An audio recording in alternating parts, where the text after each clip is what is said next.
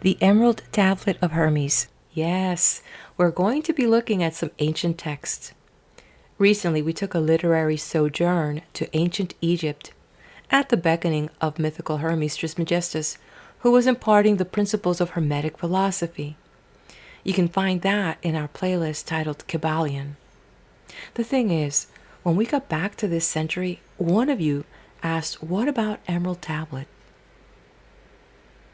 Well, come to discover, this person took a picture of the text with the camera phone and asked me to look into it. Hello, I am Daisy, your hostess. To my friends and subscribers, welcome back. And if you're new to the channel here, I'm glad you found me. Now back to the Tabula Smaragdina, or the Emerald Tablet, a more common name. It has been attributed to Hermes Trismegistus. Now, you see the connection of the Kybalion? It was said to be included in an edition of the Secretum Secretorum, which survives extant in the archaic Latin translation of the Kitab Sir al-Azhar, a book of advice for rulers written around 800 AD.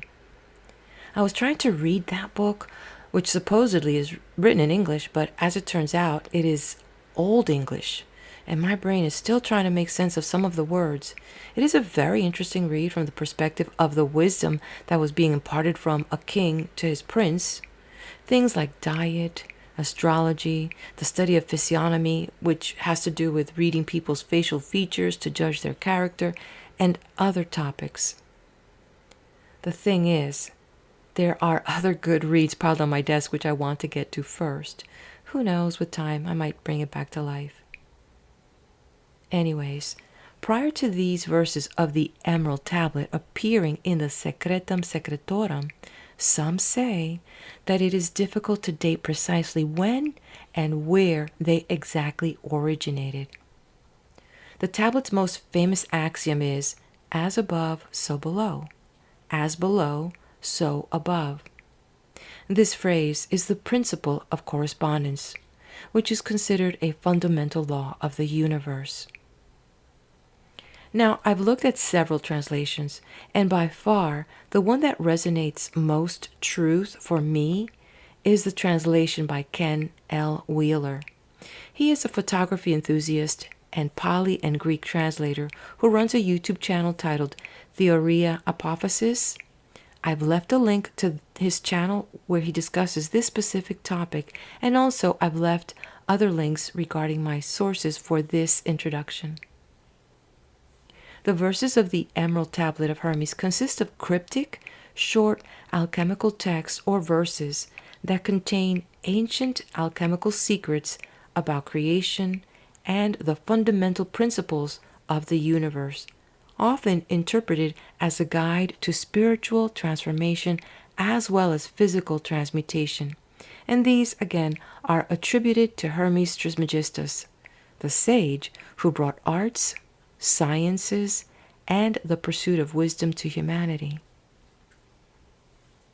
These words, for those that have ears to hear and eyes to see, are coded with eternal truths, revealing the nature of all, the miraculous workings of the demiurge, and subtly states what our purpose on earth is, revealing also that if we come to know the truth, we will gain spiritual transformation. Now, I must say, I am no historian, yet I couldn't help to satisfy my curiosity and understand how this timeline works, considering that these verses hold a version of the story of creation, even though it entwines both Egyptian and Greek mythology, whose written language places us before the Bronze Age. That's what, 3,000 years ago? And through ancient texts, we have come to learn that those folks were already talking about the demiurge, the heavenly body, and the creators and gods. We know it through many of the writings that have been already left behind. Then, the Old Testament came a bit later, around 1200 BC. It is in the past that we see a glimpse of man's search for the Creator. We see roots of today's religions in these ancient ideologies, and we see how science is simply our modern word for the study of magic and mystery. Anyway, these other texts predate the Emerald Tablet of Hermes, which, as I mentioned earlier, first appeared around the 8th century AD. And that's just me pondering out loud. So with that, let's look at these texts from Kitab Sir al-Alqiya by Pseudo Apollonius of Tyana, presented by Brian Cotnor. A truth without doubt, wholly sound, that the highest is from the lowest, and the lowest is from the highest.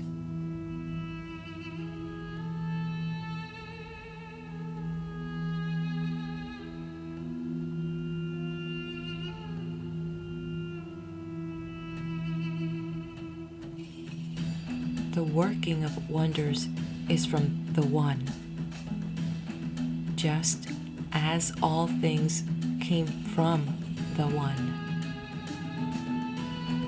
by a single governance.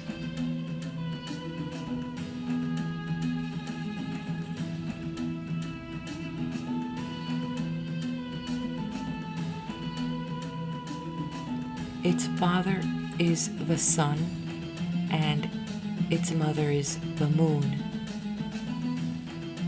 The wind carries it in her belly. The earth nourishes it.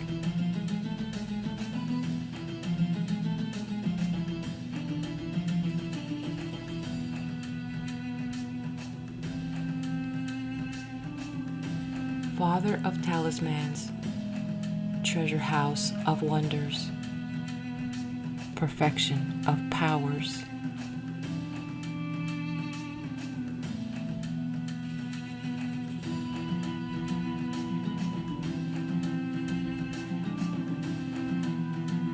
fire became earth, separate the earth from the fire. The subtler is nobler than the gross.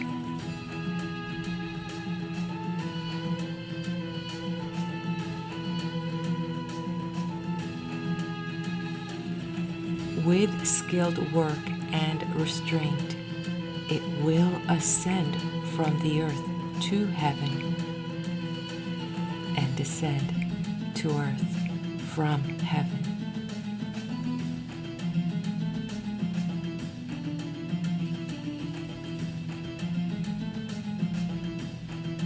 And within itself is the power of the highest and of the lowest. Within it is the light of lights. Therefore, darkness flees from it.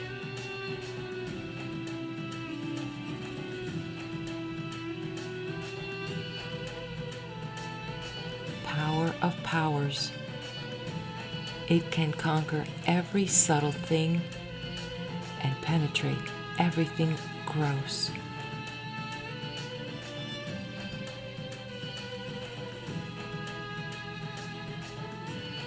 Following the creation of the macrocosm, the work is completed.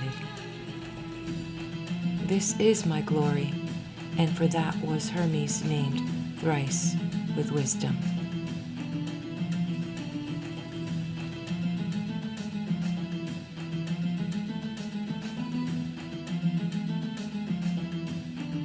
What I had to say about the operation of soul is completed.